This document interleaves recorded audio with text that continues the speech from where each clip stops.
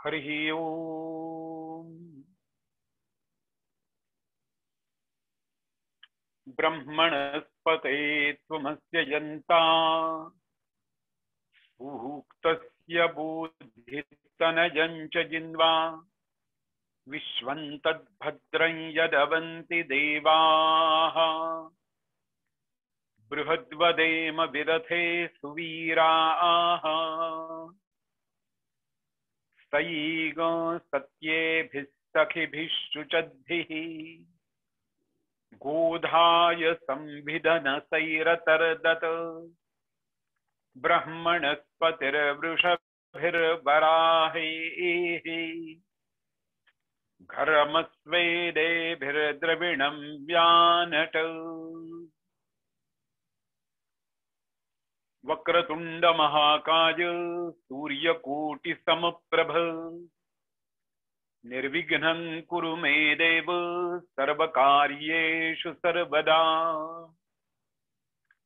गणनाथ सरस्वती रवि शुक्र बृहस्पति पंचैतानि स्मरे नित्यं वेदवाणी प्रवर्तते। गुरुर्ब्रह्मा गुरुर्विष्णुः गुरुर्देवो महेश्वरः गुरुसाक्षात् परब्रह्म तस्मै श्री गुरवे नमः। नमस्कार सभी सज्जनों को, साधकों को मेरा अभिवादन बहुत प्रेम से और सम्मान के साथ आपको मैं अभिवादन करता हूं, आपका स्वागत भी करता हूं।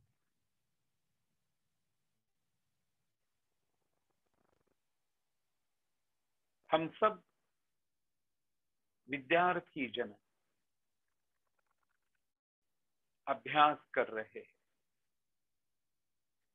और यह अभ्यास एक शाश्वत स्वरूप का अभ्यास है जो हर क्षण हर पल जो अभ्यास हमको मदद करेगा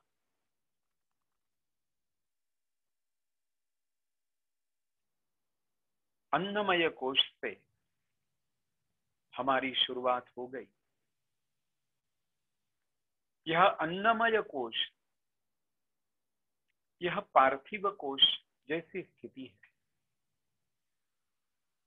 पार्थिव का मतलब पृथ्वी से उत्पन्न हुआ यह कोश है। अन्न की आवश्यकता हमको हर रोज है। अन्न के बिना हमारा जीवन चलेगा नहीं। लेकिन अन्न से प्रारंभ हो गया, अन्न की शुद्धि होनी चाहिए। किस प्रकार का अन्न हमको सेवन करना चाहिए,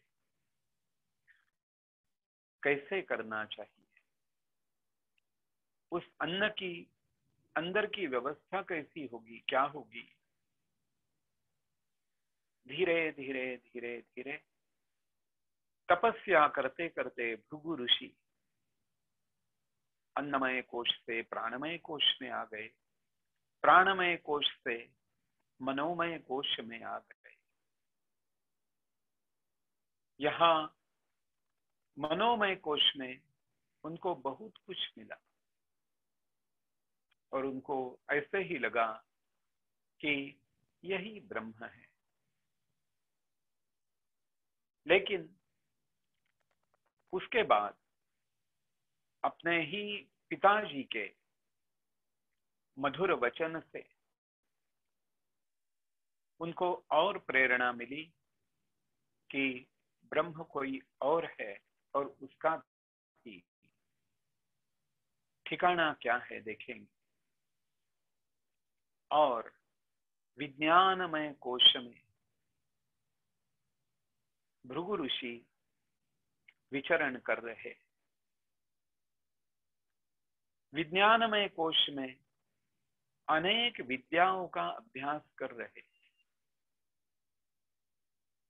जिसमें वेद विद्या है, शास्त्र विद्या है, हर एक प्रकार का कौशल्य है।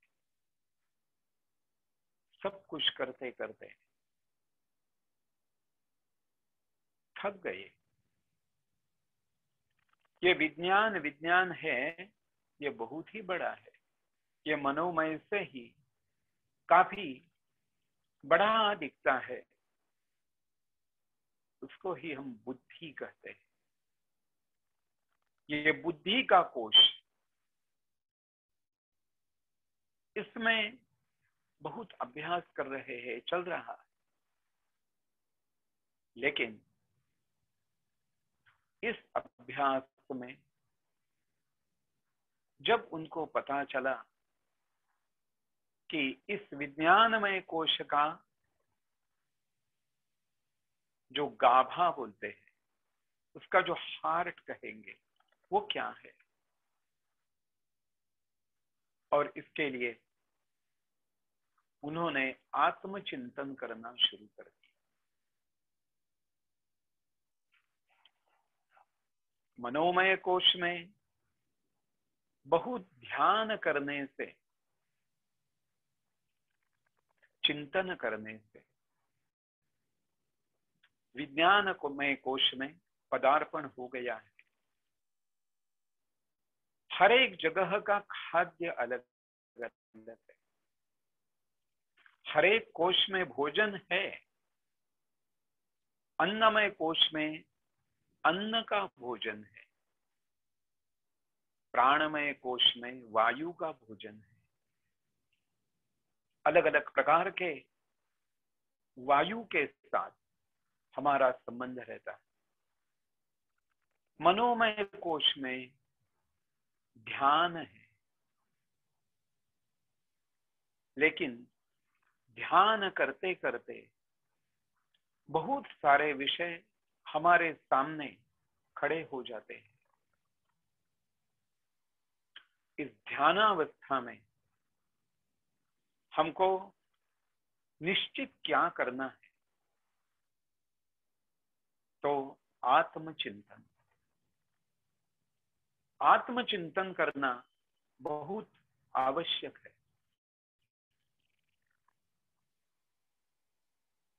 हमको आत्माराम को मिलना है, आत्माराम को हमको प्राप्त करना है। और वो कैसा करे? ऐसा है, बहुत सारी पुस्तकें पढ़ने से हम ज्ञानी बन गए, विद्वान बन गए, ऐसे लोग समझते हैं। अरे, ये आदमी बहुत अच्छा प्रवचन करता है, बहुत अच्छा व्याख्यान करता है, और अलग अलग ग्रंथों का कोट देता है, ये बहुत विद्वान है। ऐसे बाहर के लोग बोलते हैं। लेकिन असली विद्वान को अंदर से प्रतिसाद मिलना चाहिए,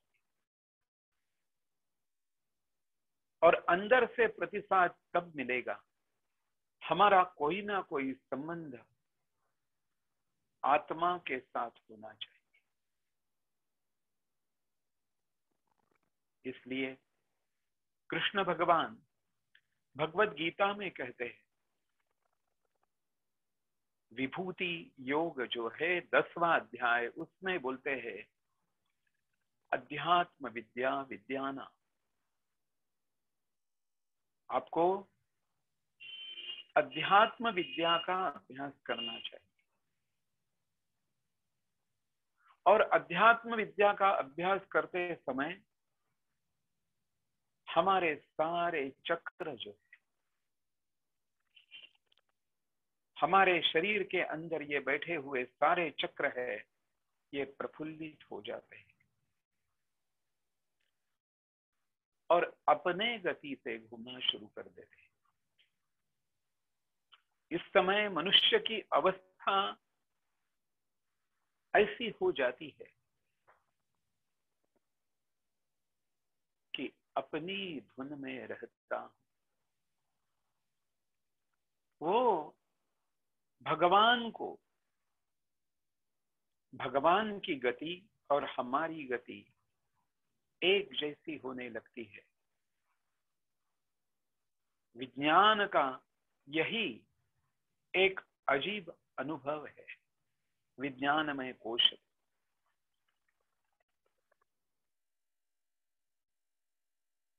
बहुत सारे क्लिष्ट विषय, शास्त्रों के वचन, वेदों के वचन हमने जाने हैं, लेकिन उसका अनुभव नहीं किया है। पुस्तकजन्य अभ्यास हो रहा है, लेकिन अनुभवजन्य अभ्यास जब शुरू होता है, तभी सही प्रकार का विज्ञान हमें प्राप्त हो जाता है। और इसी विज्ञान में भृगु ऋषि आगे चल रहे, और इस समय उनको एक आवश्यकता होती है कि मैं कहीं अंधेरे में चल रहा हूं, मुझे प्रकाश की आवश्यकता है। और यहां जो प्रकाश चाहिए वो आत्म प्रकाश चाहिए। समझो, आप किसी गुफा में अंदर अंदर जा रहे और आप अंदर ही फंस गए। आपके साथ आए हुए सारे लोग जो है आपको ढूंढ ढूंढ करके बाहर चले गए। अरे ये कहाँ गया? क्योंकि हमको अंदर और एक गुफा के अंदर एक गुफा मिल गई और उस गुफा में हम घुस गए। हमको आगे भी अंधेरा दिख रहा है और पीछे आने के लिए व्यवस्था नहीं है। इतनी छोटी सी गली है, इतनी छोटी सी गुफा है। व्यवस्था ये ऐसी है कि मैं प्रयत्न कर रहा हूं, अंदर जाने का प्रयत्न कर रहा हूं, लेकिन प्रकाश नहीं दिख रहा है। विज्ञानमय कोश में साधक की ऐसी अवस्था होती है और इसी समय वो बहुत आर्तता से और बहुत प्रेम से अपने गुरु को पुकारता है, हे सद्गुरु, आप आइए और मुझे इस अवस्था से मुक्त कीजिए। यह मुक्तता जो प्राप्त होगी वही विज्ञानमय कोश की ग्रंथि खुलने। हमारी सद्गुरु की परंपरा में जब हम गुरु गीता गाते हैं, गुरु गीता का अभ्यास करते हैं, इससे पहले हम शुरुआत करते हैं, ओम नमो गुरुभ्यो गुरुपादुकाभ्यो नमः परेभ्यः परपादुकाभ्यः आचार्य सिद्धेश्वर पादुकाभ्यो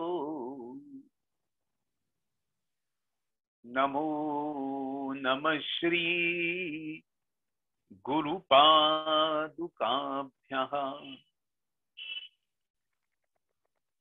हम सब लोग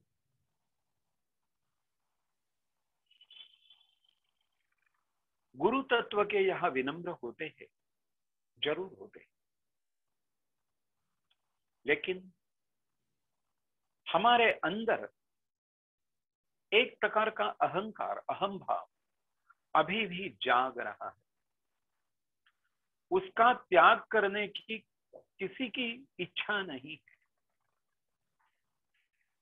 अहंकार जो है वो किसी भी प्रकार का हो सकता है। वो ज्ञान का भी अहंकार है और अज्ञान का भी अहंकार है। धन का अहंकार है, वैसे ही दरिद्रता का भी अहंकार है। मान सम्मान का अहंकार है, वैसे ही अपमान का अहंकार है। मैंने इतने जगह थप्पड़ खाई है। किसी भिखारी को भी हम पूछेंगे तो, और उसको कहेंगे तुम दरिद्री हो, दीन हो, तो उसको गुस्सा आएगा। वो बोलेगा नहीं, मैं दरिद्री नहीं हूं, मैं भिखारी नहीं हूं। ये एक मैंने वेश परिधान किया है आज मुझे कमाने के लिए, लेकिन अंदर से मैं दरिद्री नहीं हूं। एक प्रकार का अहम भाव हम सबके अंदर बैठा हुआ है, छिपा हुआ है, और इसी के कारण हमारे सामने आजू बाजू सभी जगह अंधेरा दिख रहा है। मुझे प्रकाश चाहिए। गुरु पादुका का स्मरण करते करते मैं आगे चलने वाला हूं। यही विज्ञान कोश का पहला पद है। जब हम बोलते हैं नमो गुरुभ्यो गुरु पादुका, गुरु पादुका का स्मरण क्यों करते हैं? क्योंकि हमारे गुरु चरणों ने बहुत जगह भ्रमण किया। उन्होंने पर्वतों में भ्रमण किया है, परिभ्रमण किया है। अनेक गुफाओं में उन्होंने परिभ्रमण किया हुआ है। उनको सब कुछ मालूम। नमः परेभ्यः परपादुकाभ्यः।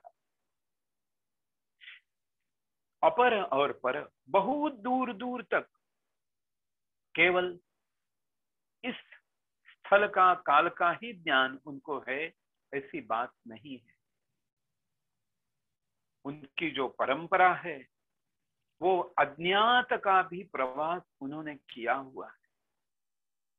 इसीलिए इस विज्ञानमय कोश में मुझे अच्छे गुरु की आवश्यकता है, सदगुरु की आवश्यकता है।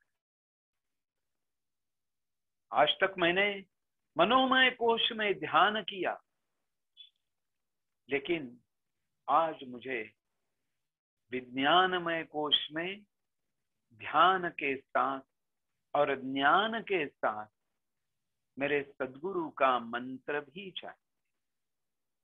मेरे सदगुरु का नाम नाद ब्रह्म मुझे चाहिए, तभी मैं इस विज्ञानमय कोश को पार कर सकता हूं। जैसे ये पादुका पंचकम में आया है, ऐंकार ह्रींकार रहस्य युक्त श्रींकार गूढ़ार्थ महाविभूत्या ओंकार मरम प्रतिपादिनीभ्यां नमो नमः श्री गुरुपादुकाभ्यां। ये बीजाक्षर है। ऐं ऐं ऐं ह्रीं ह्रीं ह्रीं क्लीं क्लीं क्लीं श्रीं श्रीं श्रीं। मैं कुछ जानता नहीं हूं इसके बारे में। ये सारे गूढ़ाक्षर है। ओम ओम। लोग कहते हैं आप ओंकार का जप करो, मैं ओंकार का जप करता। लोग कहते हैं आप श्रींकार का जप करो, मैं श्रीं श्रीं बोलता। लेकिन ये सब गूढ़ है मेरे लिए, मैं कुछ समझ नहीं रहा हूं। और यहां मुझे सदगुरु की और सदगुरु के स्मरण की, उनके नाम की, नाद ब्रह्म की आवश्यकता मुझे हो रही है। यही मुझे विज्ञानमय कोश में अंदर प्रवेश करने का द्वार खुलेगा, इसके बिना नहीं खुलेगा। पहले मेरे गुरु आगे जाएंगे, वो द्वार खुलाएंगे, और तत्पश्चात मैं इस द्वार में प्रवेश करूं। सज्जन हो, ये ऐसी स्थिति है। समर्थ रामदास कहते हैं, सदा चक्रवाकासी मार्तंड जैसा। चक्रवाक करके पक्षी होता है, और ये चक्रवाक पक्षी हमेशा युगुल साथ में रहते हैं। ये अकेले नहीं रहते, हमेशा जोड़ी जोड़ी से रहते हैं। लेकिन कभी कभी ऐसे होता है कि नदी के इस पार एक चक्रवाक है, और नदी के दूसरे पार दूसरा चक्रवाक खाना खा रहा है। दोनों भी खाने में व्यग्र है, मग्न है। और धीरे धीरे सूर्यास्त हो गया, अंधेरा हो गया, और अंधेरा होने के कारण दोनों को भी कुछ दिखाई नहीं दे रहा। और इस समय इस अंधेरे में दोनों भी एक दूसरे को पुकार रहे हैं। पूरी रात ये दोनों भी एक दूसरे को पुकार रहे हैं, दिख नहीं रहे हैं, दोनों का मिलन नहीं हो रहा। और इस अंधेरे में बार बार उड़ रहे। और सुबह होने लगी। मार्तंड का मतलब ही भगवान सूर्य नारायण। सूर्य नारायण उगने लगे, और दोनों को दर्शन हुआ, एक दूसरे का दर्शन हुआ, और दोनों भी आनंदित हो गए। हमारी भी ऐसी ही स्थिति है, सदा चक्रवाकासी मार्तंड जैसा। ऐसी हमारी स्थिति है। कैसी है कि हमारा जीव और शिव ये दोनों अलग हो गए हैं। मेरे जन्म से ये ऐसी स्थिति है, और दोनों एक दूसरे को पुकार रहे हैं। लेकिन सामने बार बार अंधेरा होता है। क्या करे, कहां जाए, ये दिखाई नहीं देता है। और इसी समय हमारे सदगुरु आते हैं, ये मार्तंड जैसा। सदगुरु के कृपा का प्रकाश आता है, और जीव और शिव का मिलन होता है। यही हमको सभी प्रकार का ज्ञान प्राप्त हो जाता है। देखो, गुरु कृपा की यही व्यवस्था आदि शंकराचार्य जी ने दिखाई, क्योंकि उनके जो 4 शिष्य है, एक हस्तामलकाचार्य, दूसरे पद्मपादाचार्य, तीसरे सुरेश्वराचार्य। बाकी वैसे तो बहुत सारे शिष्य थे, लेकिन उनका एक शिष्य है, उसका नाम गिरी था। कुछ आता नहीं है, बुद्धू है, कुछ भी आता नहीं, लेकिन बहुत सेवा करता है, बहुत सेवा करता है। एक दिन पाठ का समय आया और बाकी सारे शिष्य गुरुजी को, आदि शंकराचार्य जी को बोल रहे हैं, गुरुजी पाठ शुरू कीजिए। तो गुरुजी बोले, अरे वो गिरी अभी तक आया नहीं। गिरी गुरुजी के कपड़े धो रहा था, वो आएगा हम शुरू करेंगे। तो ये सारे जो विद्यार्थी गण हैं वैसे तो पहुंचे हुए हैं, लेकिन हंसने लगे। वो बोलते हैं, गिरी आएगा क्या या नहीं आएगा, क्या क्या करेगा, क्या फायदा। हमारे अंदर का अंधेरा यही है, और हमारे अंदर जो बैठा हुआ अहम भाव है यही है कि वो पहचानता नहीं है असली ज्ञान को, असली विज्ञान को पहचानता नहीं है। आदि शंकराचार्य जी को करुणा उत्पन्न हो गई। वो बोले, अरे ये सारे विद्यार्थी मेरे पास है, लेकिन फिर भी अभी तक विज्ञानमय कोश में किसी का प्रवेश हुआ नहीं है, ऐसे लगता है। ये ज्ञानी तो कहलाते हैं लेकिन विज्ञानी नहीं। और तब तक गिरी आया और गिरी ने साष्टांग प्रणिपात किया। भगवान आदि शंकराचार्य जी ने उसके मस्तक पर हाथ रखा और इतना ही कहा, गिरी आज का पाठ तुम ले लो, आज मैं सुनूंगा और तुम आज का पाठ ले लो।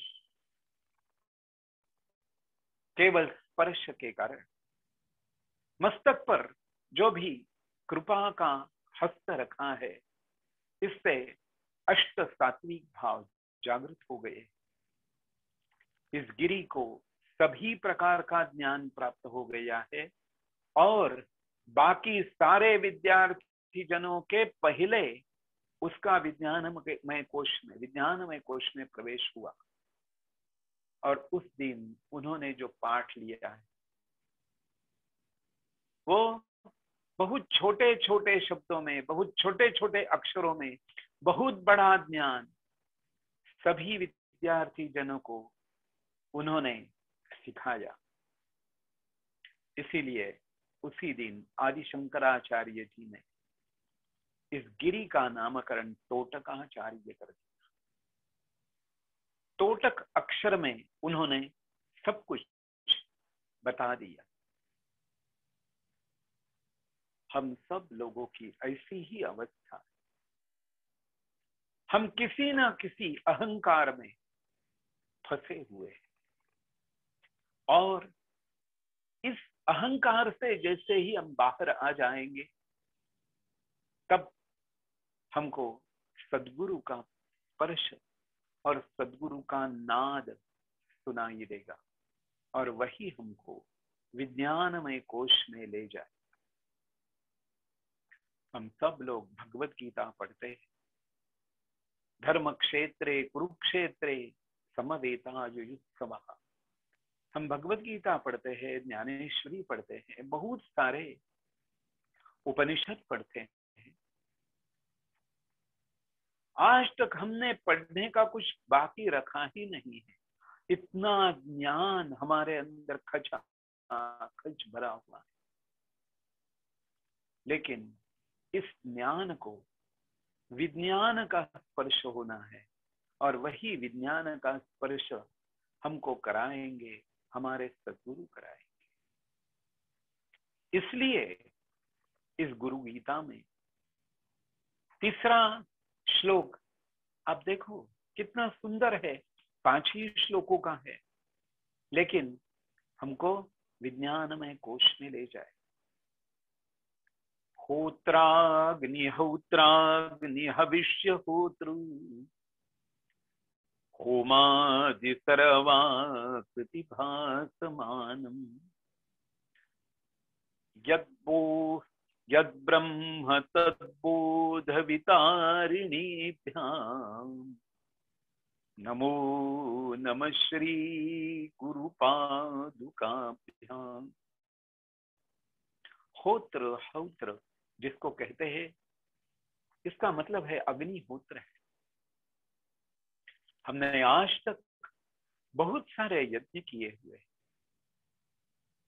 इस यज्ञ की जो अग्निशिखा आती है, इस अग्निशिखा में हमने बहुत सारे वस्तुओं को प्रदान किए हुए, जिसमें घी डाला है, तिल डाले हैं, बहुत सारे हविष्य पदार्थ, खीर डाली है, भगवान को समर्पित किया है।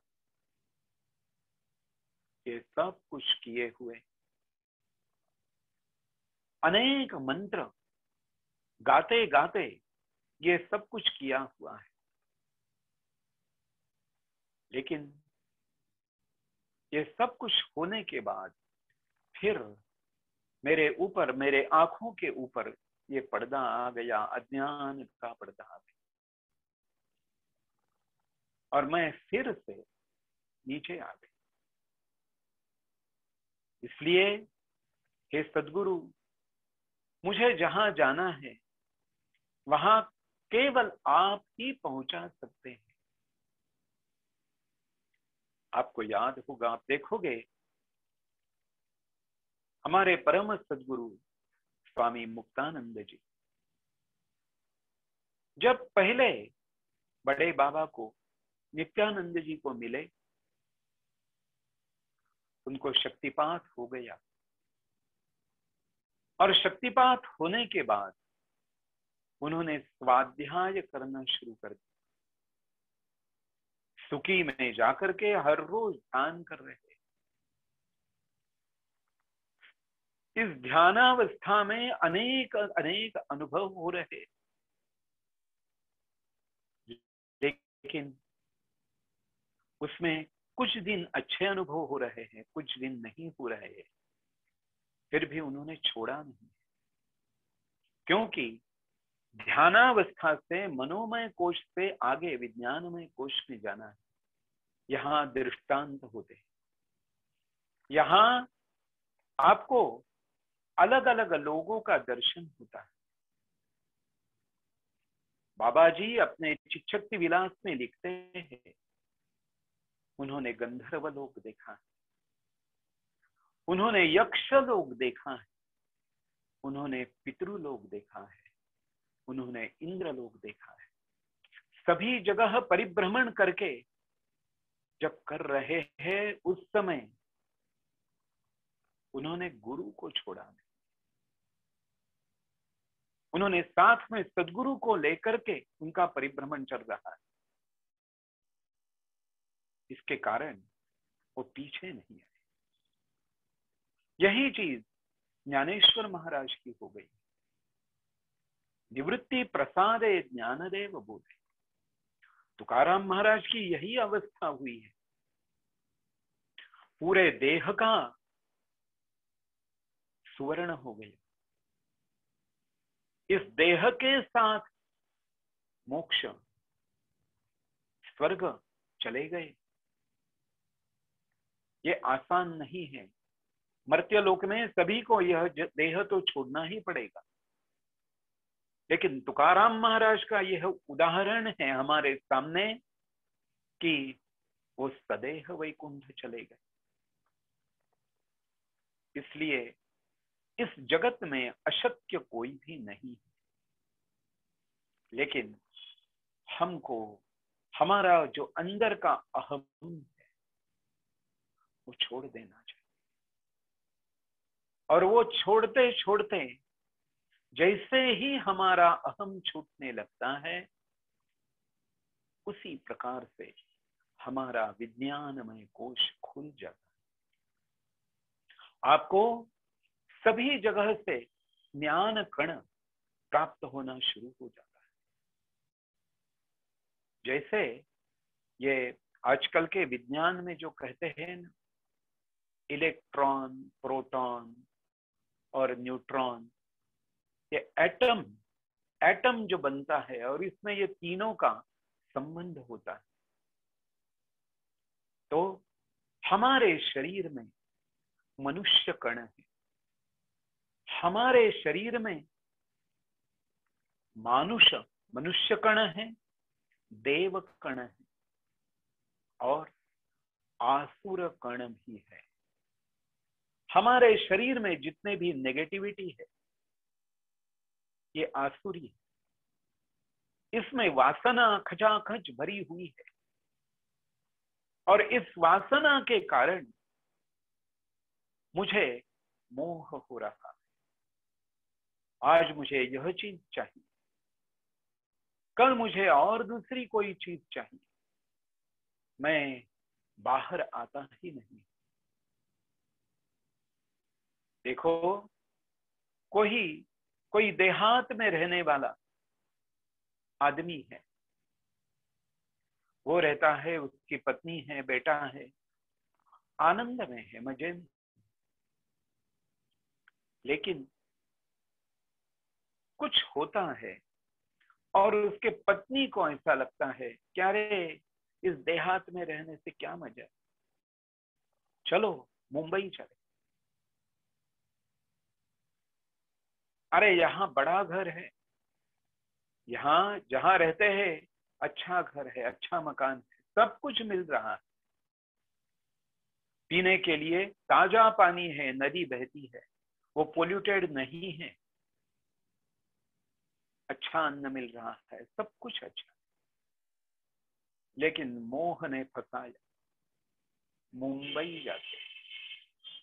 मुंबई जाते हैं तो वहां रहने के लिए भी जगह नहीं है, झोपड़ा मिलता है, झोपड़ा बनाते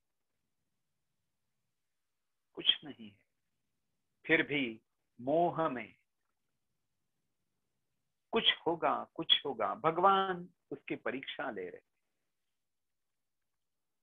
कुछ दिनों के बाद उसको छोटा घर मिला, किराए का है, वहां रहता है। पूरा दिन जो है वो आवाज ही आवाज है, अलग अलग प्रकार के आवाज सुन रहा है। इस आदमी को नींद नहीं आती है। फिर भी पत्नी बोलती है नहीं नहीं, कुछ दिन रहेंगे, ये आदत हो जाएगी। धीरे धीरे बड़ा होता है, उसको और भी मकान मिलता है। लेकिन एक दिन ऐसे होता है, बहुत धन मिलता है, सब कुछ है। एक दिन प्रकाश होता है, क्या रे इसमें कुछ नहीं है, हम वापस जाते हैं। पत्नी बोल रही है वापस जाएंगे, लेकिन हमारे गांव में बड़ा हॉस्पिटल नहीं है। ये आदमी बोल रहा है मुझे हॉस्पिटल की क्या जरूरत है। नहीं नहीं, आप यदि बीमार हो जाओगे तो क्या, आपको जसलोक चाहिए, आपको और कोई चाहिए। जीव और शिव, ये जो भूमिका है, इसमें आप विचार करके देखो। विज्ञानमय कोश में मोहमयी दुनिया बहुत है और वो आपको फंसाती है और दिखाती है। दोनों में फर्क क्या है? इसलिए जैसे है कि हमारे शरीर में देवकण भी है, आसुर कण भी है और मनुष्य कण भी है। ये देवकण न्यूट्रॉन जैसे है, ये केवल विटनेस, साक्षी भाव से देख रहे हैं। आप पुकारोगे तब मदद के लिए आ जाएंगे, लेकिन आप उनको बुलाते ही नहीं हैं तो कैसे आएंगे। और मनुष्य कण और आसुर कण का केवल झगड़ा चल रहा है, वासना में हम फंसे हुए। यहां से निकलने के लिए मनुष्य कण जो है उनको परावर्तित देवकण में करना है, आसुर कण को पहले मनुष्य कण में परावर्तित करना है और इसके बाद सभी को देवकण बना करके हमको यह यात्रा आगे चलाना है। इसको ही हम कहते हैं विज्ञान यात्रा, विज्ञान कोश की यात्रा, इसको ही हम कहेंगे। और इस यात्रा में जाने के लिए हमको नाद ब्रह्म चाहिए, नाद बिंदु कलातीत। देखो, ये विज्ञान यात्रा जो है ऐसी ही चलती रहे, ये एक जन्म में पूरी होगी ऐसी बात नहीं है। अनेक जन्म का पुण्य आपके साथ आएगा, तभी हम हमारे डेस्टिनेशन तक पहुंच जाएंगे। नामदेव महाराज बोलते हैं, जन्मो जन्मी आम्ही बहु पुण्य केले, जन्मो जन्मी आम्ही बहु पुण्य केले, तेव्हा या विठ्ठले कृपा केली। हमने एक जन्म में नहीं है, अनेक जन्म में बहुत बहुत बहुत पुण्य कर्म किया, तभी हम विठ्ठल का नाम ले सकते हैं। हमारे मुख में उनका नाम आने के लिए भी हमारा पुण्य उपयोगी हो रहा है। यदि मेरे पास पुण्य नहीं है तो भगवान का नाम भी मेरे मुख से नहीं आएगा। इसलिए सज्जनों, हमको इस विज्ञानमय कोश में बहुत बहुत समय बिताना पड़ता है। हम लोग जरूर अनेक पुस्तक पढ़ते हैं, अनेक लोगों के व्याख्यान सुनते हैं, प्रवचन सुनते हैं, जरूर जरूर ये सब कुछ करते हैं। लेकिन ये सब कुछ होने के बाद हम आंखें बंद करके कुछ समय चिंतन करना चाहिए। कॉन्टेम्पलेशन, आप चिंतन करो और नाम जप करते रहो। आप जो भी जप कर रहे हैं, आप जो भी मंत्र पढ़ रहे हैं, वो आपके अंदर से आना शुरू हो। आपके नाभि से, परावाणी से ये मंत्र गूंज रहा है, पूरे शरीर में ये मंत्र गूंजेगा। तब क्या होगा? जैसे सितार है, कोई सितार का कॉन्सर्ट आप सुनेंगे, जैसे रविशंकर जी थे, शहीद परवेज जैसे है, आप सितार की कॉन्सर्ट सुनो तो आपको ऐसा महसूस होगा कि यहाँ के वातावरण के कण कण में ये सितार का झंकार हो रहा और पूरी तरह से ये पूरा माहौल है वो संगीतमय हो गया। इसी को ही हम कहते हैं नाद ब्रह्म। और इस नाद ब्रह्ममय अवस्था हमको जब प्राप्त होती है, तभी हमको असली ज्ञान, असली विज्ञान, जिसको हम अध्यात्म विद्या, और अध्यात्म विद्या का परमोच्च अवस्था हमको प्राप्त होती है। और इसी अवस्था को प्राप्त करने के लिए हमको सद्गुरु चाहिए, सद्गुरु को पुकारना चाहिए। सद्गुरु ऐसी अवस्था करके दिखाते हैं, आप ध्यानावस्था में, आपका पद्मासन बद्ध हो गया, आंखें बंद है, आप आंखें भी खोल नहीं सकते हैं, ऐसी अवस्था होती है। किसी ने हमको बांध कर रखा है और सामने से कोई सर्प आ रहा है, बड़ा नाग आ रहा है और मैं हिल नहीं सकता, घबरा गया। सामने से वाघ आ रहा है, मैं हिल नहीं सकता। यही सारी अवस्था विज्ञान बल कोश में आपको अनुभवजन्य ज्ञान प्राप्त होता है। और जैसे ही अनुभवजन्य प्राप्त होगा, धीरे धीरे धीरे धीरे जाके हम आनंदमय कोश के ओर चलने लगते हैं। कामादि सर्पौ व्रजगारुडाभ्याम् विवेक वैराग्य निधि ज्ञानप्रदाभ्याम् बोधप्रदाभ्याम् द्रुतमोक्षदाभ्याम् नमो नमः श्री गुरुपादुकाभ्याम्। यहाँ जो वर्णन किया कामादि सर्प, यह काम क्रोध रूपी जो सर्प है, ये आजू बाजू में आकर के मुझे सता रहे और विवेक वैराग्य का निधि मुझे सद्गुरु की कृपा से प्राप्त होता है। इसलिए सभी साधकों को, सभी सज्जनों को यही प्रार्थना करता हूं कि ध्यान करने के लिए, साधना करने के लिए समय निकालो। बाकी गपशप हम कर सकते हैं, बाकी बहुत कुछ हम कर सकते हैं, लेकिन हमारा निश्चित कल्याण किसमें है, इसके लिए हमको समय ही निकालना पड़ेगा। हर रोज घंटा, 2 घंटे, 4 घंटे, 5 घंटे निकालना है।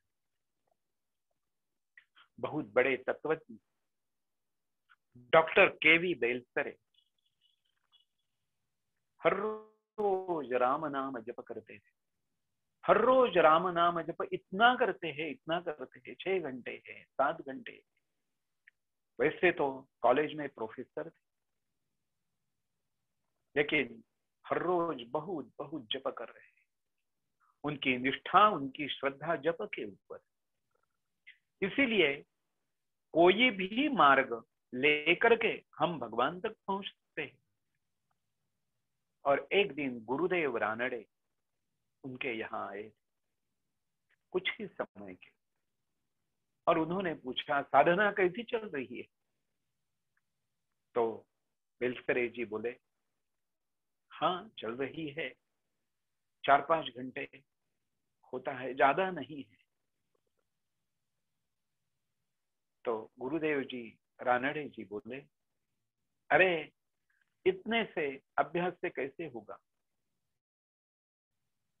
और बढ़ाओ, कम से कम 12 घंटे होना चाहिए, तब भी आप वहां निश्चित स्थान पर पहुंच सकते हो। देखो हम कितना करते हैं, और हमको वो एक एक कोश को कैसे हम पार कर सकते हैं। इसलिए अरे आज तक बहुत समय तक टेलीविजन देखा है, आज तक बहुत समय तक बहुत सारे न्यूज़पेपर पढ़े, आज तक बहुत सारे लोगों के साथ बहुत गपशप कर दिया। आप कैसे हैं, आपके बेटी कैसी है, आपका बेटा कैसा है, आपकी सेहत कैसी है, टेक केयर, ऐसे करो वैसे करो, चालू ही रखते हैं। लेकिन एक बात ध्यान में रखो, आपके कहने से और आपकी सलाह का कोई किसी के ऊपर कोई परिणाम होता नहीं है। इसे छोड़ दो, इस समय बर्बाद मत करो और विज्ञानमय कोश में आओ। पहले अन्नमय कोश को शुद्धि करो, प्राणमय कोश को शुद्धि करो, मनोमय कोश को शुद्धि करो और विज्ञानमय कोश में आ जाओ। देखो जैसे ही हम आगे आगे आएंगे, हमको एक अजीब सा आनंद मिलेगा। उसी को ही हम कहते हैं आनंदमय कोश। गुरु ये पादुका पंचकम का 5वां श्लोक बोल करके मैं आनंदमय कोश का थोड़ा विवरण करूंगा। तैत्तिरीय उपनिषद में इसके बारे में बहुत कुछ अच्छा कहा गया है। अनंत संसार समुद्र तार नौकायिताभ्याम स्थिर भक्तिदाभ्याम। इस शब्द का महत्व ध्यान में रखो। स्थिर भक्तिदा, हमारी भक्ति अस्थिर है। हमको नौकायिताभ्याम, इस भवसागर में नौका जैसा कोई है वो सद्गुरु ही है। जाड्याब्धि संशोषणवाडवाभ्याम नमो नमः श्री गुरुपादुकाभ्याम। जाड्याब्धि, जड़त्व, मूर्खता, इसको पूरी तरह से निकाल देने वाले यही गुरु पादुका। इसलिए हमको विज्ञानमय कोश में जो भी कुछ अभ्यास करना है, छोड़ने का ये मुझे नहीं चाहिए। त्याग में त्यागात् शांति ही अनंतरम, त्याग का महिमा देखना चाहिए।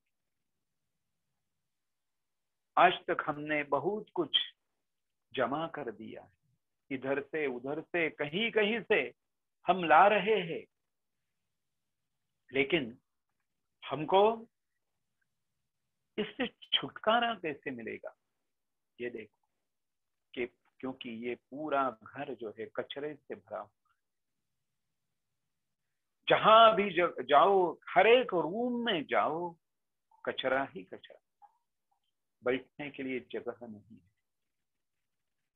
आप देखो, खाली रूम होती है, हमारा घर है खाली, इस खाली रूम में हम जो भी बात करेंगे, हम जो भी शब्द निकालते हैं, उस शब्द का प्रतिध्वनि हमारे यहाँ वापस आता है। आप देखो, कोई नया मकान बनाया है, अच्छा बड़ा हॉल है, सब कुछ है, और कोई भी वस्तु नहीं है, हम जो भी बात करेंगे उसका प्रतिध्वनि हमारे यहाँ वापस आता है। आप किसी महाबलेश्वर जाओ, बड़े पहाड़ी पर जाओ, और वहां खाई है नीचे, पूरा पहाड़ी का इलाका। हम गए थे, हमारे साथ कुछ मित्र थे, वो कुत्ते का आवाज निकाल रहा,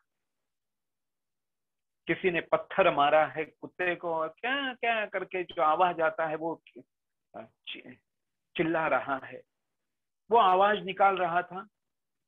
उस पहाड़ी से प्रतिध्वनि के रूप में, एको के रूप में कुत्ते का आवाज निकलना शुरू। उन्होंने बिल्ली का आवाज निकाला, बिल्ली का आवाज प्रतिध्वनित हो गया। हमने उसको पूछा, भाई आपको और कोई अच्छे आवाज आते हैं क्या, या ये कुत्ता और बिल्ली ऐसे ही आते हैं? उन्होंने बोला, मुझे कोयल का भी आता है, मैं मयूर का भी आवाज निकाल सकता हूँ। मैंने बोला, अरे उसको निकालो। उन्होंने वो शुरू कर दिया, कुहू कुहू। प्रतिध्वनि ऐसा होता है। आप ये ध्यान में रखो, भगवान पूरी तरह से मेरे आजू बाजू में बैठा हुआ है, पूरे पूरे मेरे शरीर के बाहर और अंदर भगवान ही बैठा है। उसको ही हम देवकण कहते हैं। और जो भी मैं कृति करूंगा, उसकी प्रतिकृति वो भगवान मुझे सामने दे देंगे। जो भी ध्वनि मेरे मुख से आएगा, उसका बड़ा प्रतिध्वनि, कई गुना बड़ा प्रतिध्वनि मुझे फिर से सुनाई देगा। इसलिए इस नाद ब्रह्म में जो भी मैं अभ्यास करूंगा, 10 गुना भगवान मुझे और दे देगा। विज्ञानमय कोश की यही फलश्रुति है।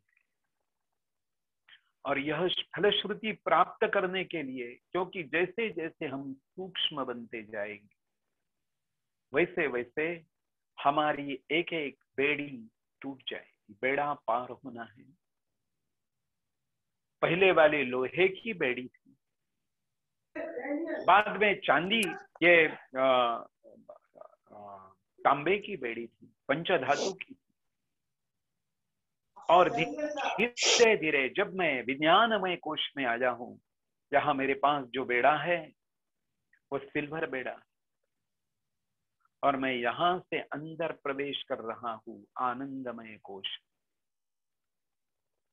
भृगु ऋषि विज्ञानमय कोश का अभ्यास करके अपने पिताजी के पास आए और पिताजी ने कहा, हे भृगु बालक, 12-12 साल के 4 पूरे किए हैं, फिर भी पिताजी उसको बालक कहते हैं, क्योंकि बाल्यावस्था अज्ञान को बोलते हैं, पूर्णावस्था ज्ञानी को कही जाती है। इसलिए हम सब लोग आज भी बालक जैसे ही है, लेकिन बालक जैसे इनोसेंट निरागस नहीं है। हमारे अंदर वही भाव यदि होता है तो भी हम भगवान तक पहुंच सकते हैं, लेकिन वो भी हमारे पास नहीं है। लेकिन इसीलिए हम अजान बालक, अज्ञान बालक ऐसी स्थिति में। तो यहां बालक कहते हैं और थोड़ा अभ्यास करो, अब आप पहुंचने वाले। और भृगु को बहुत अच्छा लगा और फिर वन में गए। आनंदो ब्रह्मेति व्यजानात आनंदाध्येव खल्विमानि भूतानि जायन्ते आनंदे न जातानि जीवन्ति आनंदं प्रजन्त्यभिसंविशन्तीति तद्विज्ञाय पुनरेव वरुणं पितरमुपससार अधीहि भगवो ब्रह्मेति। आनंद में, ये आनंद शब्द ऐसा है कि इसको विरुद्ध अर्थ का शब्द नहीं है। हम सुख कहते हैं, उसका विरुद्ध अर्थ शब्द दुख है। उजाला है, अंधेरा, नाटा है, ऊंचा है, ये जाड़ा है, छोटा है, ये सब कुछ है। हर एक शब्द को आपको प्रतिशब्द विरुद्धार्थ का मिलेगा, लेकिन आनंद शब्द को विरुद्धार्थ का शब्द नहीं। तो अब जाके भृगु ऋषि बैठे हैं, ध्यानावस्था में चले गए, और अभी उनके अंदर एक एक आनंद की लहरी आना शुरू हो गई। पानी में जैसे लहरी आती, उसी प्रकार आनंद की लहरी आना शुरू हो गया। और तैत्तिरीय उपनिषद में इसको ही कहा है कि आनंद के भी बहुत सारे स्तर है। हम जिसको आनंद आनंद कहते हैं, पूर्ण आनंद वो ऐसे नहीं मिलता है। पूर्ण आनंद की स्थिति बड़ी अजीब है और वो हमको प्राप्त करना है। इसलिए हम आनंद के जो स्तर है, कैसे है, क्या है, उसके बारे में भी देखेंगे।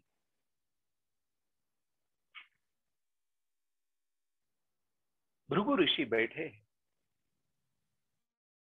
ध्यानावस्था में बैठे, और उनको देखने को मिला भीषास्माद्वातः पवते। ये आवाज सुनाई दी, भीषोदेति सूर्यः भीषास्मादग्निश्चेन्द्रश्च मृत्युर्धावति पंचम इति।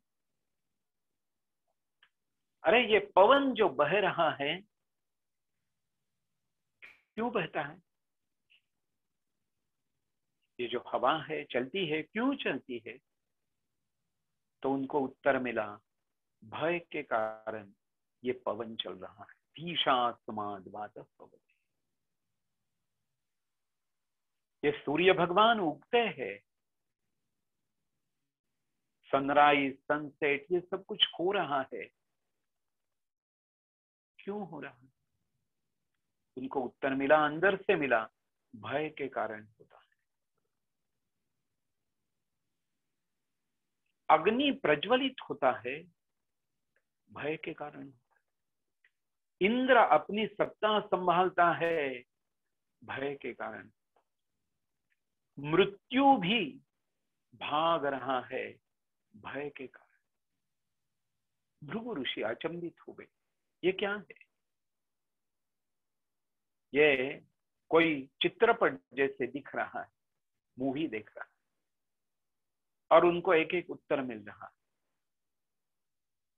तो इसका मतलब ऐसा है कि सब लोग जो जो भी कार्य कर रहे हैं, उनको एक भय है कि मैंने यदि ये काम ठीक से नहीं किया तो मेरी जगह चली जाएगी, मेरे स्थान और दूसरा कोई आएगा। लेकिन भृगु ऋषि और विचार कर रहे हैं कि मुझे ये भय निकाल देना चाहिए। मेरे अंदर से भय जाएगा पूरी तरह से, तभी मुझे आनंद प्राप्त होगा। और इसके कारण वो सद्गुरु की प्रार्थना कर रहे हैं, हे भगवान, हे सद्गुरु, मेरा भय चला जाए, मुझे किसी भी प्रकार का भय नहीं चाहिए, मैं निर्भय हो जाऊं। और उनको अनुभूति होने लगी। और उसका पहला जो अनुभव है वो कहते हैं, स एको मानुष आनंद। मनुष्य का आनंद, उसका रस उन्होंने चखा। ये मनुष्य का आनंद कैसा है, क्या है? स एको मानुष आनंद, मनुष्य का आनंद।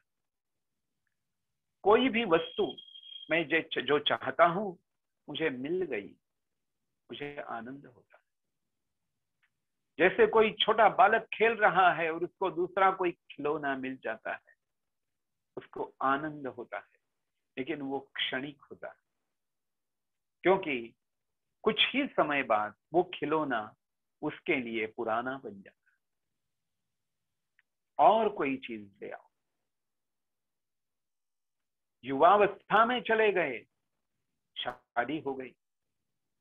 शादी के पहले भी इधर उधर देख रहा है, ये स्त्री है, ये तरुणी है, ये मुझे मिलेगी तो मुझे सुख होगा, मुझे आनंद होगा।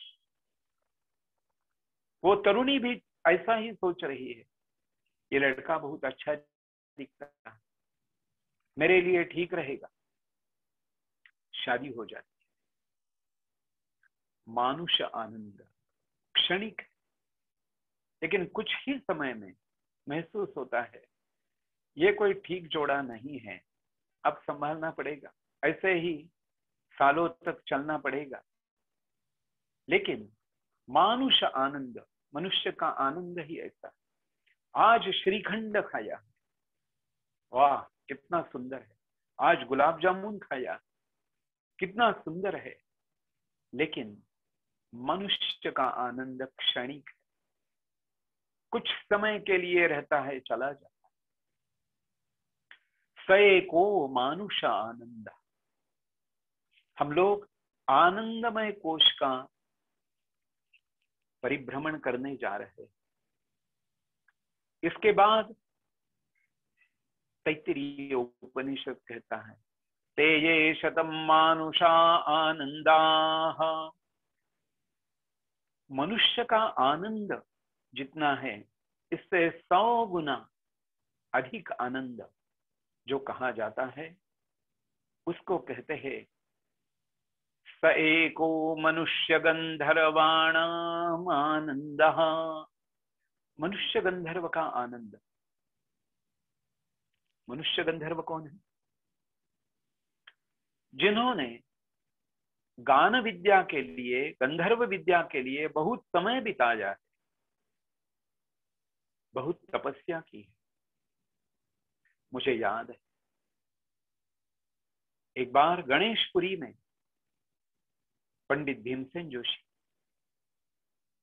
उनके कॉन्सर्ट, गाने की महफिल थी। और ये सुबह के समय, बहुत बड़ा यज्ञ मंडप है, उस समय करीबन 5000 लोग थे। पंडित जी गाने के लिए बैठ गए। पीछे 4 तानपुरे थे। ऐसा सूर जम गया था। हमारे परम पूज्य गुरु माई जी आकर के बैठे और पंडित जी उन्होंने गाना शुरू कर दिया। रामकली राग गाना उन्होंने शुरू कर दिया और पंडित जी ऐसे गा रहे थे, उनका ध्यान और कहीं भी नहीं था। मुझे तो ऐसे लग रहा था, मैं सामने ही बैठा था, कि वो बड़ा ख्याल, छोटा ख्याल, बड़ा ख्याल चल रहा था उस समय। ऐसे लग रहा था कि ये रामकली राग उनके सामने खड़ा है और वो उनको दिख रहा है, हमको नहीं दिखता था, लेकिन उनके सामने रामकली राग खड़ा है। और हर आवर्तन में जैसे वो स्तंभ पर आते हैं, उस समय एक पुष्पमाला उस रामकली राग को डाल रहे हैं, ऐसे लग रहा था। अरे पूरा शरीर रोमांचित हो रहा था। प्रेम ही प्रेम, यहाँ कोई है, वहां कोई है, किसी को भी कुछ भी नहीं दिख रहा था। एक आनंद ही आनंद हो रहा था।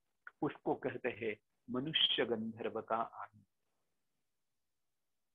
वो मनुष्य गंधर्व का आनंद हम सब लोगों ने करीबन 1 घंटा 1.5 घंटे तक अनुभव किया। आपको बोलता हूं, ऐसी स्थिति थी कि जब वो कॉन्सर्ट खत्म हो गया, बस सब कुछ एकदम स्तब्धता, एकदम शांति हो गई। करीबन 10-20 सेकंड तक पूरा साइलेंस था और बाद में लोगों ने बहुत ताली बजाई। यानी लोग ताली बजाना भी भूल गए। इसको कहते हैं मनुष्य गंधर्व का आनंद। ऐसा आनंद आपने कई कई जगह अनुभव किया होगा, लेकिन आनंद किस तरह? मनुष्य का आनंद, सामान्य मनुष्य का आनंद, इसके बाद उससे 100 गुना ज्यादा मनुष्य गंधर्व का आनंद। मनुष्य गंधर्व से 100 गुना ज्यादा जाते हैं तो वो देव गंधर्व का आनंद है। मनुष्य के लिए काम करने वाले पंडित भीमसेन जोशी, लता मंगेशकर है, बहुत सारे गायक लोग हैं कि अजय चक्रवर्ती जी, राजन साजन मिश्रा, पंडित जसराज हैं। कई लोग ऐसे हैं कि उन्होंने इस संगीत में अपना पूरा जीवन दे दिया और वो आनंद प्राप्त हुआ जिसको कहते हैं कि यह आनंद मनुष्य गंधर्व ने निर्माण किया हुआ आनंद है। ऐसे ही देवों को सुख देने वाले, देवों को आनंद देने वाले जो है, उनको कहते हैं देव गंधर्व। मनुष्य गंधर्व से 100 गुना ज्यादा आनंद है वो देव गंधर्वों का आनंद है। हमने तो उसका अनुभव नहीं किया, सपने में भी नहीं किया, लेकिन तैत्तिरीय उपनिषद में कहा है, इसलिए हम कल्पना कर सकते हैं कि कितना होगा। ये यदि इतना है तो इससे 100 गुना तो कितना होगा, यही हम कल्पना करते हैं। देव गंधर्वों का आनंद 100 गुना ज्यादा है। देव गंधर्वों के 100 गुना ज्यादा आनंद है, उसको कहते हैं पितरों का आनंद। हमारे पूर्वज, एंसेस्टर, जो पितृलोक है, वहां जो आनंद है ये देव गंधर्वों से 100 गुना ज्यादा है। इसलिए हमारे यहाँ पितृकर्म करने के लिए कहा गया। हमारे शास्त्रों में पितरों की पूजा करो। हमारे जितने भी एंसेस्टर्स है उनको पिंडदान करो, उनकी पूजा करो, उनका हर रोज स्मरण करो, क्योंकि उनका ही खून हमारे शरीर में बह रहा है। आज हम जो दिख रहे हैं, मेरा चेहरा, मेरा ये मुखमंडल थोड़ा सा किसी ना किसी पद्धति से मिलता जुलता किसके साथ होगा? मेरे दादी माँ के साथ होगा, मेरे दादाजी के साथ होगा, मेरे परदादाजी के साथ होगा, क्योंकि उनके जो कण है, उनके खून से, उनके वीर्य से आए हुए जो कण है, उसका परिणाम आज भी मेरे शरीर में है। इसलिए साधना काल में हमको किसी को भूलना नहीं चाहिए। हमारे यहाँ कहा है, देव कौन है? मातृदेवो भव। मेरी माँ है प्रथम गुरु है, पितृदेवो भव। मेरे पिताजी है मेरे द्वितीय गुरु है, आचार्य देवो भव। मेरे मेरे गुरु शिक्षक मेरे तृतीय गुरु है, और चौथे गुरु, पांचवे गुरु जो आते हैं उनको हम सदगुरु कहते हैं। वो मुझे आखिर तक ले जाने वाले। इसलिए पितरों को भी हम सम्मानित करें। हर समय घर में शादी हो, घर में और कोई मंगल कृत्य हो, उस समय में भी हम पितरों का स्मरण करते हैं, उनको बोलते हैं नांदी श्राद्ध। हमको पितरों का श्राद्ध करना चाहिए। और ये पितरों का दिन कौन सा आता है, आप सब लोग ध्यान में रखिए। हर मास आने वाली जो अमावस्या है, न्यू मून अमावस्या है, उस दिन हम पितरों का स्मरण करें, क्योंकि वो दिन पितरों का दिन है। उस दिन पितरों का द्वार खुलता है, पितरों के यहाँ से आनंद आपके यहाँ छोड़ा जाएगा। इसलिए देव गंधर्व से 100 गुना ज्यादा पितरों का आनंद है। पितरों से 100 गुना ज्यादा आनंद है। स एक आजान जानान देवानाम आनंदः। कौन है ये? जिनको हम अवतार कहते हैं। अवतार के रूप में आए हुए ये देव कैसे है? राम भगवान है, आते हैं। कृष्ण भगवान आए थे, बुद्ध जी आए थे, आदि शंकराचार्य जी आए, स्वामी विवेकानंद जी आए, जिनको हम अवतार कहे। ऐसे बहुत सारे लोग, बहुत सारे संत लोग यहाँ आए और उन्होंने इस धरती माँ को बहुत सुख दे दिया, आनंद दे दिया। स एक आजान जानान देवानाम आनंदः। तुकाराम महाराज आए, ज्ञानेश्वर महाराज आए, ये सब लोग देवलोक से आए। यहाँ आकर के उन्होंने बहुत कुछ दे दिया और फिर वापस चले गए। पितरों से 100 गुना ज्यादा आनंद ये सब अवतारों का है। अवतरण का मतलब ही नीचे आना,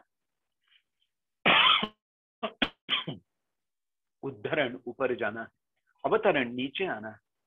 और ये नीचे आते हैं और सबको बहुत बहुत आनंद दे करके फिर से चले जाते हैं। इसलिए उनका जो आनंद है, उनके पास जो आनंद है, पितरों से 100 गुना ज्यादा आनंद उनके पास है। स एक आजान जानान देवानाम आनंदः। ये जो देव है, इनका जो आनंद है, इससे 100 गुना ज्यादा आनंद है। वो है स एक कर्म देवानां देवानाम आनंदः। काम करने वाले देव है। काम करने वाले देव का मतलब क्या है? वायु देव है, काम करता है। अग्नि देव है, काम करने वाला है। पृथ्वी माता है, काम करने वाली है। सब जो भी काम करके हमको कुछ देते हैं उनको कहते हैं स एक कर्म देवानां देवानाम आनंद। काम करने वाले देव देवता, उनका आनंद ये आने जाने वाले जो अवतारण है उनसे 100 गुना ज्यादा है। आप एक ही चिंतन करें, सामान्य मानुष आनंद, मनुष्य गंधर्व का आनंद, देव गंधर्व का आनंद, पितरों का आनंद, आजान जानान देवों का आनंद, कर्म करने वाले देवताओं का आनंद, इससे ज्यादा। क्योंकि पवन को भी आनंद होता है। मैं आपको कहता हूं कि साधक लोग जहां है वहां पवन भी आता है, उसको बहुत आनंद होता है। जो साधना करता है उन्होंने कोई दिया लगाया हुआ है और वो दिए की जो ज्योति है, अग्नि है, उसको भी आनंद होता है। साधक को वो भी ज्यादा आनंद प्रदान करेगा। अग्नि प्रदान करेगा इसका मतलब कोई यज्ञ ही करेगा इसकी बात नहीं है। आपने साधना करने से पहले एक दिया लगाया हुआ है और आप साधना के लिए बैठे, तो वो अग्नि नारायण आपको अपना आनंद प्रदान करेगा। इसलिए आपको आनंद कोश में और भी विचरण करने के लिए सुविधा होगी। जो पवन आएगा आजू बाजू में वो भी आपको मदद करेगा। इसके बाद स एक कर्म देवानां देवानाम आनंद, इससे 100 गुना ज्यादा है। कौन है? स एको देवानाम आनंद, जिनको हम देव देव कहते हैं, विष्णु नारायण है, भगवान शिवजी है, ये सब लोगों का जो आनंद है उनको स एको देवानाम आनंद।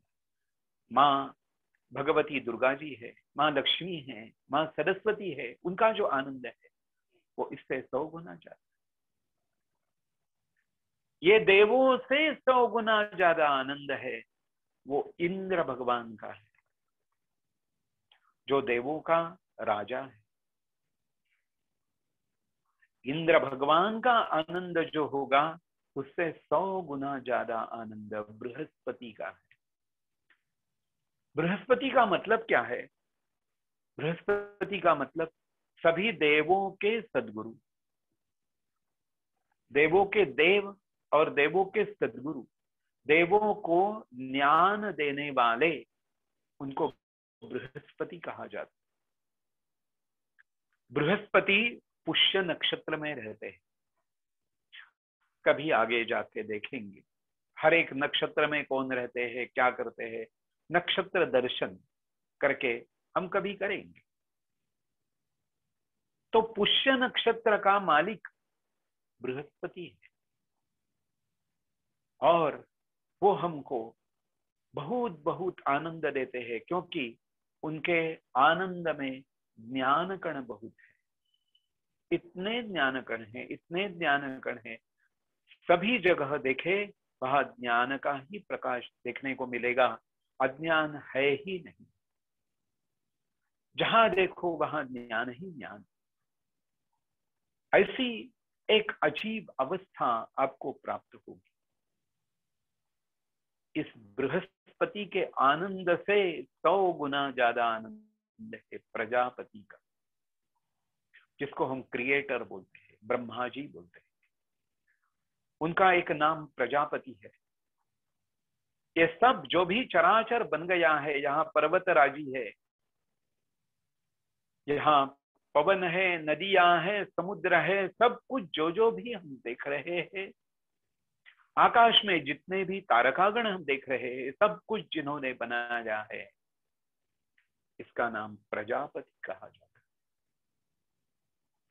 इस प्रजापति का आनंद बृहस्पति के आनंद से 100 गुना ज्यादा है। और प्रजापति के आनंद से 100 गुना जो आनंद है, जो ज्यादा आनंद है, उसको ही कहते हैं ब्रह्मानंद। स एको ब्रह्मण आनंद। इस ब्रह्मानंद के आगे और कुछ नहीं, केवल ब्रह्मानंद है। सज्जनों, आप विचार करो कि हमको कहां पहुंचना है। मानुष आनंद में आज हम लोग हैं। यदि हमारे घर में बिजली चली जाए, आज अभी अभी हम एक प्रोग्राम कर रहे हैं और अचानक कुछ गड़बड़ हो जाती है, तो ये हमारा आनंद टूट जाता है।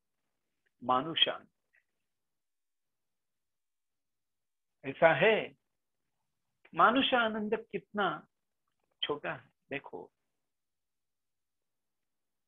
कोई न्यूज आई है, अरे यहां ऐसा कोई डिजास्टर हो गया है, पहाड़ नीचे आया, या क्या बोलते, लैंड स्लाइड हो गया और 1000 लोग मर गए, उसके नीचे चले गए। ओह, बहुत दुख है, बहुत दुख हो गया, बहुत दुख हो गया। न्यूज है, देख रहे। पत्नी बोलती है, देखो जी, वो न्यूज आप बाद में देखो, पहले भोजन करो, और भोजन करने के बाद जो भी देखना है, मुझे बाकी बहुत काम है, आप भोजन करो। ये बोल रहा है, अरे देखो 1000 लोग मर गए। वो बोलते, वो मरने दो, आप भोजन करो और बाद में देखो क्या। और भोजन के लिए बैठे हैं और एक फोन आया,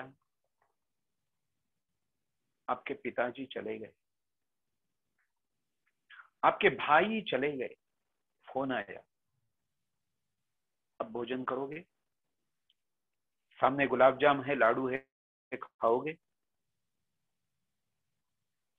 यानी हमारे हर एक काम में ममता कितनी है, इसके ऊपर सब कुछ है। ये 1000 लोग चले गए, इसके साथ मेरी ममता नहीं थी, ममत्व नहीं था। लेकिन मेरे भाई के साथ, मेरे बहन के साथ, मेरे पुत्र के साथ मेरा ममत्व है। इसलिए मुझे दुख भी जो होता है, गहराई दुख की और सुख की गहराई, ये मानुष अवस्था की वो अलग है। और ऊपर की स्थिति ब्रह्मानंद अवस्था की जो ये है, यहाँ कोई दुख का स्पर्श ही नहीं। कोई भी आए, कोई भी जाए, पत्नी थी चली गई, बेटा था नहीं है, ये सब कुछ होते हुए भी वो अपने ही आनंदमय अवस्था में रहता है। उसको कहते हैं ब्रह्मानंद अवस्था। हम लोगों की जो अवस्था है, ये बहुत छोटी है। इसलिए हमको ये पांचों भी कोशों में चलना है, तैरना है, बहुत कुछ करना है। आनंदमय कोश में जितने जितने हम डुबकी लगाएंगे, उतने उतनी स्थिति हमारी और भी सरल हो जाएगी। बहुत सुंदर ऐसी स्थिति हो गई। अब मुझे कोई भी किसी भी प्रकार का दुख नहीं है। अब मुझे किसी भी प्रकार की चिंता नहीं है, और अब मुझे किसी भी प्रकार का मोह नहीं। खाने को मिले तो भी ठीक है, नहीं मिले तो भी ठीक है, क्योंकि वहां की स्थिति ही अद्भुत है। और ऐसी स्थिति में मुझे जो ले गए हैं, ये मेरे सद्गुरु मुझे ऐसी परम अवस्था को ले गए। सज्जनों, अब देखो, हमारा प्रारंभ अन्नमय से हुआ। हमको अन्न की शुद्धि हमेशा रखना चाहिए। अन्न की शुद्धि नहीं रखेंगे, नहीं तो आप देखेंगे, चलो हम अब मनोमय कोश में चले गए हैं, अब कुछ भी खाए चलेगा। अब प्राणमय कोश में चले गए हैं, अब कुछ भी करे चलेगा। ऐसा नहीं है। इसलिए यहाँ इस विद्या में डिसिप्लिन बहुत महत्वपूर्ण है। आप जागते रहो, सुबह जल्दी उठना है, क्योंकि उस समय जो देवकण आपको प्राप्त हो जाएंगे वो दिन में फिर मिलेंगे नहीं। आज हमारे शरीर में जितने भी देवकण हैं, ये विटनेस जैसा काम कर रहे हैं, लेकिन जब यही देवकण हमारे साथ आ जाएंगे, वो विटनेस नहीं है, हमारे साथ हमारे मनुष्य कण में मिल गए, ऐसी स्थिति होना चाहिए। हमारे शरीर में WBC काउंट इतने होते हैं, इतने से इतने होते हैं तो अच्छा है। 4000 से 10,000 तक WBC है तो अच्छा है, इससे आगे बढ़ते हैं तो चलेगा नहीं। देखो इस हमारे देश में जो मिलिट्री है कितनी है, 4 लाख है, 5 लाख है, 10 लाख है, 50 लाख है। इतना हमारा टोटल पॉपुलेशन के मेजरमेंट के हिसाब से कितना मिलिट्री भाग है? आधा भाग मिलिट्री नहीं चलेगा, पूरा बिगड़ जाएगा। 25% भी नहीं लगेगा, वो परसेंटेज जो है उतना ही होना चाहिए। इसलिए शरीर के अंदर नेगेटिविटी भी उतनी ही होनी चाहिए। पॉजिटिव कर्म करने के लिए इसलिए हमारे अंदर क्रिएटिविटी कैसी होनी चाहिए। मैं रुकना नहीं चाहता हूं, मुझे और आगे जाना है, मुझे और आगे जाना है। यही जो क्रिया है उसको बढ़ाने के लिए आपको मदद करते हैं देवकण। और देवकण की हमको ज्यादा प्राप्ति होने के लिए हमको नाद ब्रह्म को प्राप्त करना चाहिए। हमको सद्गुरु को बार बार विनती करना चाहिए, हे सद्गुरु, हे सद्गुरु, मेरा अज्ञान दूर करो। अज्ञानतिमिरान्धस्य ज्ञानांजन शलाकया। अंजन कहते हैं, आंखों में जो काजल डालते हैं ना, इसको ही अंजन कहते हैं। और शलाका का मतलब है एक छोटी सी काड़ी है, इससे वो अंजन डालते हैं। कि सद्गुरु आप भी ऐसे ही है, ज्ञानांजन शलाकया चक्षुरुन्मीलितं तस्मै श्री गुरवे। मैं अर्धोन्मीलित स्थिति में हूं, आनंद रस का ही पान कर रहा, मेरे यहाँ और कोई रस रहे नहीं है। इसलिए इस रस को कहते हैं भक्ति रस। मैं आपको एक उदाहरण दे देता हूं। हमारी हर एक प्रतिक्रिया जो होती है शरीर में, सुख हो या दुख हो, आंखों से पानी आता है। हमको बहुत दुख होता है तो आंखों से गर्म पानी आता है, और जो पानी है उसका टेस्ट है, जो भी हमारे अश्रु है उसकी टेस्ट देखो, वो खारे है। यदि कोई व्यक्ति मर जाती है और आंखों से बहुत रो रहे हैं, उस समय जो आंखों से पानी आएगा बहुत खारा होगा और बहुत गर्म है।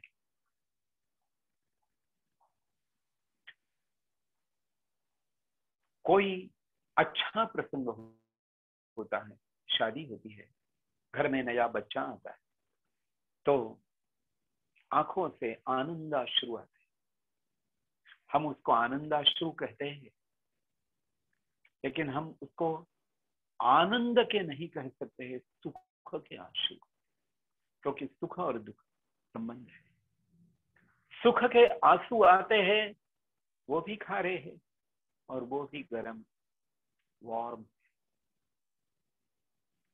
लेकिन आप जब इस आनंद सरोवर में तैरना शुरू करते हैं, इस आनंद सरोवर में ही आप रहते हैं, आपको और कोई नहीं है, तो आंखों से भी जो पानी आएगा वो ठंडा होगा, और आंखों से जो पानी आएगा वो मीठा होगा, उसमें खारा रंग है ही नहीं। उसको कहते हैं 10वां रस, भक्ति रस। वो प्रेम रस है, वो भक्ति रस है, और वह भक्ति रस मुझे प्राप्त हो जाए, वो भक्ति रस सदगुरु के नाम स्मरण से, भगवान के नामोच्चारण से वो भक्ति रस प्राप्त होता है। और इसलिए आपको यही विनती है, यही प्रार्थना है, आप आंखें बंद करके जब ध्यान भी करते हैं तो उस समय यही सोचिए कि मेरे नाभि कमल से, परावाणी से भगवान का नाम आ रहा है, मैं सुन रहा हूं, लेकिन मेरे ओठ नहीं हिल रहे, मेरी जिह्वा नहीं हिल रही है, अंदर से आवाज आ रहा है, और मेरे अंदर जितने भी सेल है, जिसको हम ब्लड सेल बोलते हैं, अब्जों में, ये सारे सेल वही नाद सुन रहे हैं। उसमें ही हम अंदर ही अंदर आनंद का अनुभव ले रहे हैं। हमारे ज्ञानेश्वर माऊली कहते हैं, आनंदा से डोही आनंद तरंग, आनंदची अंग। उसका आनंद का सब कुछ आनंद ही है, उसमें और कुछ नहीं है। आनंदा से डोही आनंद तरंग, आनंदची अंग, आनंदची अंग। उसका अंग अंग जो है, अंग प्रत्यंग है, वो आनंद है। गर्भा से आवड़ी माते सा दोहड़ा, माँ के गर्भ में, ये गर्भाशय में गर्भ बालक बढ़ रहा है, और उस बालक को लगता है कि इमली खाए, और माता वो खाती। उस बालक को चाहिए चलो लड्डू खाए, उसको खाने का कुछ ये नहीं है, शौक नहीं है, वो खा भी नहीं सकता है, लेकिन उसको लगे लड्डू खाए, तो माता को लगता है लड्डू खाए। भगवान चाहते हैं मुझे आनंद का अनुभव करना है, मुझे आनंद लेना है। वो भगवान भी आनंद कहाँ से ले लेंगे? हम सब साधकों के ही द्वारा भगवान आनंद चख सकते हैं। वो स्वयं आनंद में है।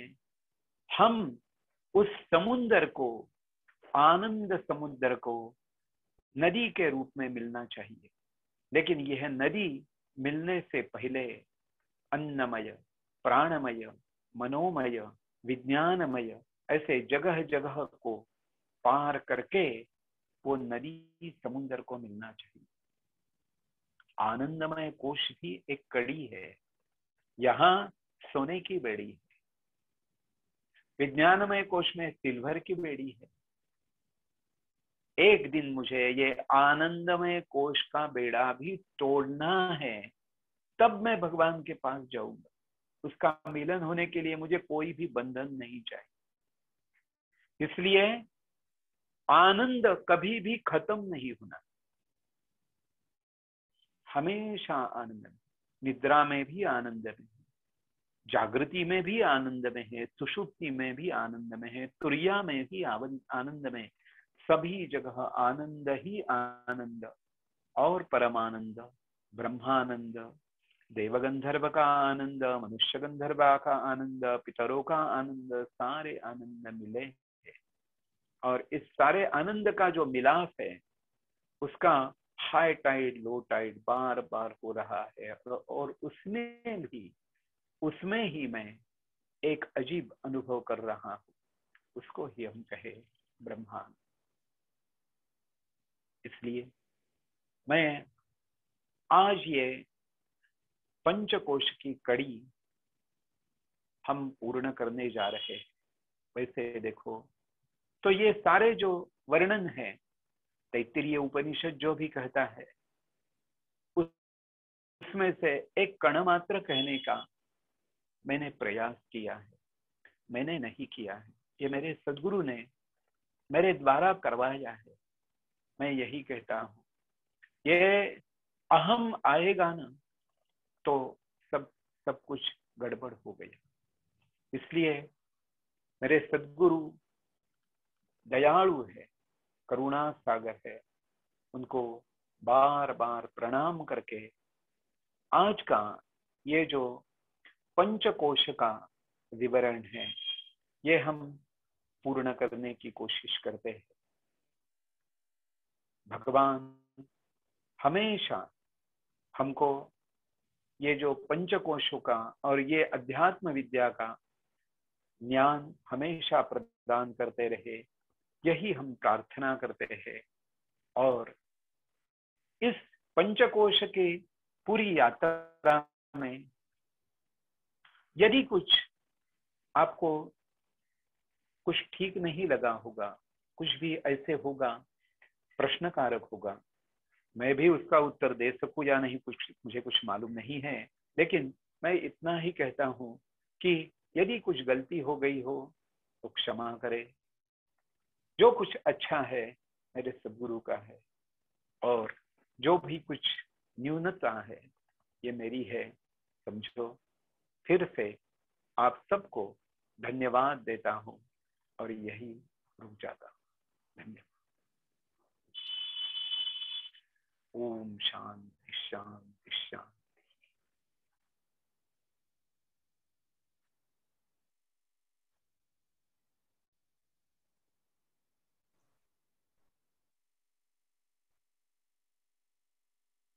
विवेक भाव, आपने हम लोगों को उसी स्थिति में छोड़ा है जिसका वर्णन आपने पंडित भीमसेन जोशी जी के कॉन्सर्ट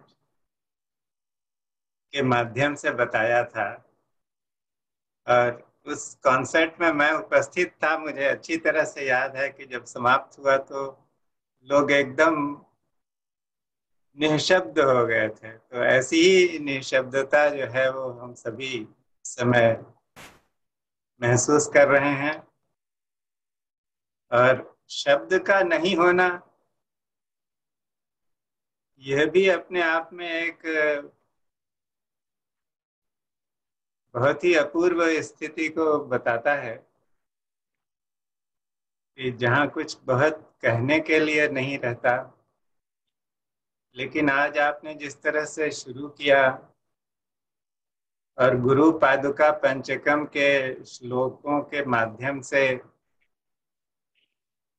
विज्ञानमय कोश के अनुसंधान को गुरु कृपा से जोड़कर उसे आगे ले गए और आनंदमय कोश की जो व्याख्या की वो तो अनुपम थी। और जैसा आपने कहा कि ये चीजें ऐसी हैं कि जानने की जगह अनुभवजन्य प्राप्ति के माध्यम से ही अच्छी तरह से अपने अंदर प्रतिष्ठित की जा सकती हैं। तो मुझे अवश्य इस बात का विश्वास है कि हम सभी को एक बहुत ही सुंदर प्रेरणा मिली है और एक गाइडेंस, जिसको कहते हैं गाइडेंस, भी मिला है। क्योंकि साधना यात्रा तो सभी करते हैं और अपने अपने ढंग से कर रहे हैं।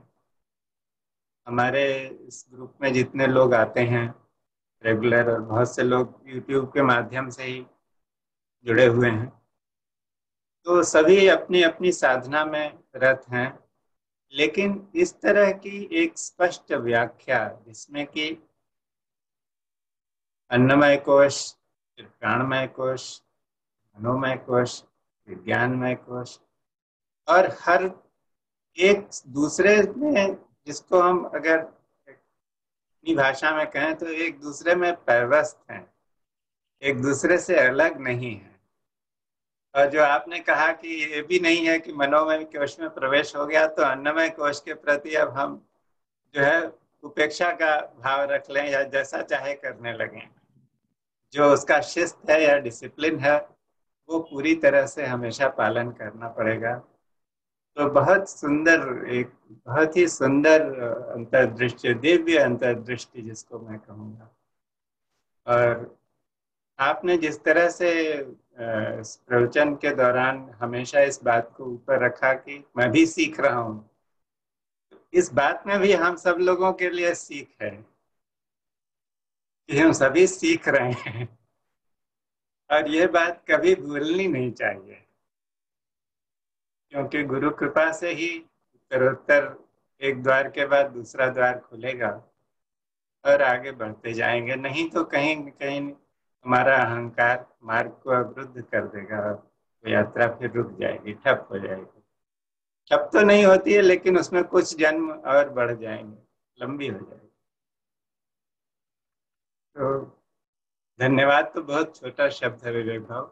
हम सभी बहुत अनुग्रहित हैं आपके, बहुत बहुत आपको नमस्कार।